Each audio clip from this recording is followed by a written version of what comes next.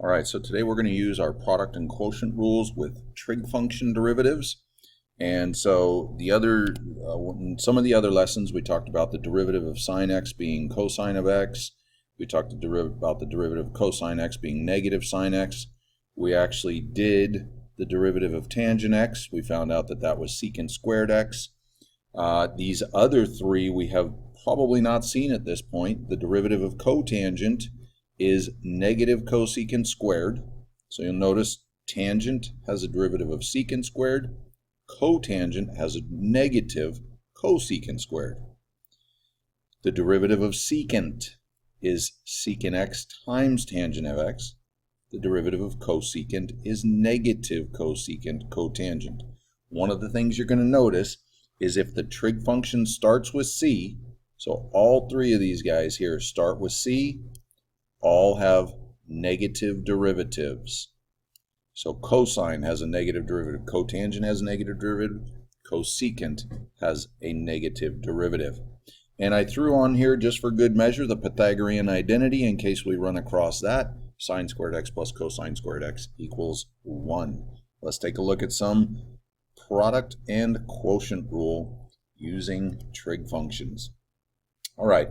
So we're going to take the derivative of sine x tangent x. So if I'm going to take the derivative, some of the notations again look like this. Okay, so I'm going to do this on this one because it doesn't say f of x. So I'm going to take the derivative with respect to x. And so when I take the derivative, that becomes dy dx. Okay, so I'm going to use a little different notation here. So dy dx, the derivative of the first. So the derivative of sine is cosine of x, times the second, that's tangent of x, plus the first, sine x, times the derivative of tangent, right above, you can see that that's secant squared x. And that one's done. Take a look at the next one. This time we're going to use some quotient rules. So we're going to do f prime of x. That's going to equal the derivative of the top is 1 times the bottom, secant x, minus the top, so that's minus x, times the derivative of secant. If you look to the top of your paper there, you'll see that the derivative of secant is secant x times tangent of x. You need the x on both of those parts. All over the bottom squared, so that's going to be secant squared x. All right, they want us to actually find the derivative when x is equal to pi 6. So we're going to plug in pi 6. F prime of pi over 6 is going to be 1. Well, the 1 isn't really needed anymore, so we're going to do secant of pi 6. Some of you guys are getting nervous, I can tell. Trig values. Minus x, so we're going to do minus pi over 6 times secant again of pi 6 times tangent of pi 6 all over secant of pi 6. And this time, I'm going to put the squared here instead. All right. Whew. Okay, let's keep going here. So, what's this going to equal here? Secant of pi 6 is the same as cosine of pi 6, only flipped over. Cosine of pi 6 is 1/2. That means secant of pi 6 is 2. So I get 2 minus pi 6. And again, secant of pi 6, so that's times 2 again. And then tangent of pi 6, remember, tangent is sine over cosine at 30 degrees, at pi 6 radians. Sine over cosine at pi 6 is 1 over square root of 3. If you're sitting there thinking, how did I get that? You need to go look at your unit circle right now. In the denominator, we get 2 squared. If we clean this up a little bit, we get, let's see here, I can't do 2 minus, but I can definitely do some multiplication here. I'm going to cancel the 2 and the 6 here. So let's do this. I'm going to cancel the 2 and the 6. We're going to make that a 3. I'm going to multiply straight across there. So it's going to leave me 2 minus pi over 3 root 3. In the denominator here, I actually have 4. So I could put this whole thing over 4. Okay, let me do that. I could put it over 4. Or I could bring that 4 up, flip it over, and multiply it by the numerator. Okay, we're running out of space, so we'll leave it there for now. Sure, we'll see another one at some point. I would encourage you to turn off the video and try this one on your own. So the derivative of y with respect to x, dy dx, which, by the way, we could also say that this is y prime. Those two mean the same thing. Here we go, product rule. The derivative of 3 to the power of x is 3 to the power of x times the log of 3 times the second part. Oops, forgot the 3 in there, didn't I? The log of 3 times cosine or cotangent of x times cotangent of x plus the first one, 3 to the power of x, times the derivative of cotangent of x, and the derivative of cotangent of x is negative cosecant squared x. And we'll just leave that one too. All right, next one.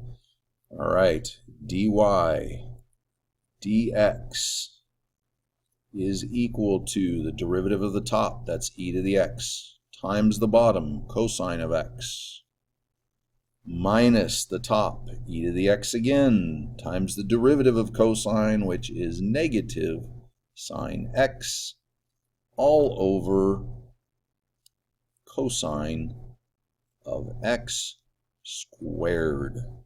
Fun stuff, huh? All right. Ooh, take a look at number 5. This one looks like fun.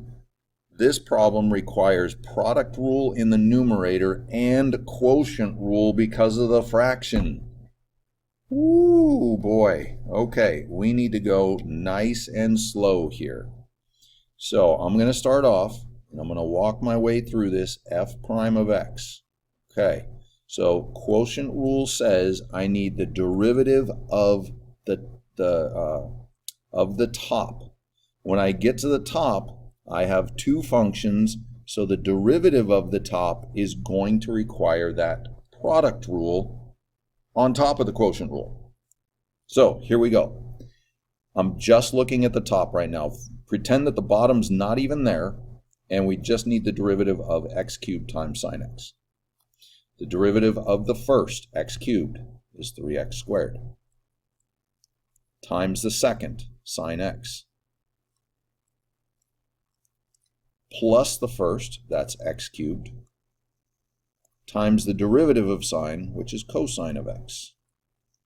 That, ladies and gentlemen, is the derivative of the first. Okay, that's the derivative of the first. Times the second, that's the denominator, that's ln of x, minus the top. Okay, the top is x cubed times sine x times the derivative of the bottom. The derivative of ln of x is 1 over x. Now, before we go any further, you cannot cancel these x's because this x on the sine is attached to the sine, and this x on the 1 over x is not. So you can't cancel those. All right, this is all going to be over the denominator, ln of x squared. See, now that wasn't so bad, was it? You just have to go slow, take it easy. All right, number 6 says find the derivative of g of x equals cosecant squared 4x at x equals 2 using a calculator. All right, so here's what we need again. We need ddx in the calculator. That's the Math 8 button. We're going to type in our function. It's going to say cosecant squared. Actually, I got to think about this. We can't do cosecant squared in the calculator. So let me do this. We're going to open up a second set of parentheses. We're going to do cosecant of 4x. And we need to close. Let me do this. I'm going to get rid of that one. I'm going to make it green just so you can see where all these different parentheses are. We're going to close those. Then we're going to square that. Then we're going to close the purple set from the outside. And then we're going to tell the calculator, look, I need this done at x equals 2. All right, so that's what we're popping in our calculator. Let's go to our calculator and see what we've got here. Let me clear this. So we need math 8. Okay, ddx. I'm going to come over here, oops, and very carefully, I'm going to type in what we just wrote out. Let's see here. Let me go back here for a minute. You know what? Now I'm wondering where cosecant is in the calculator, and I haven't used that one in a while. Let me see if I can find it. All right, I couldn't find it. So what I'm going to do is I'm going to change cosecant. I think it's in the menu somewhere, but I couldn't find it. I'm going to change cosecant to 1 over sine of 4x. And again, we're going to need that whole thing, just like I had the green parentheses on there earlier. We're going to need the green parentheses, and then the squared, and then the purple parentheses. This is a handful. Here we go. Let's go back here, second quit. All right. Okay, so I'm going to try this again. All right, so I need, let's see, I got to think about this. I needed some parentheses, so I'm going to start with that, parentheses. I need a fraction, so I'm going to go alpha y equals number 1. I'm going to do 1 over sine. You'll notice when I open up sine, it opens up parentheses again. So in there we needed 4x. Then we're going to close those. Then we're going to go to the right side of the fraction, and we're going to close the parentheses on the fraction. We're going to raise that to the second power. Oh, I think my calculator just froze. Oh, come on. Okay, I can't get it to work here. So once you hit that x squared button, it's going to put a little squared up here, and then you're going to punch in x equals 2, and you're going to hit enter. And you should have it at that point. Okay? If you got the right answer, it comes out to 1.2. And actually, let me do this. I'm going to write this using correct notation. I'm going to say g prime of 2 is equal to 1.2019. So hopefully you got that, and I'll see you on the next time.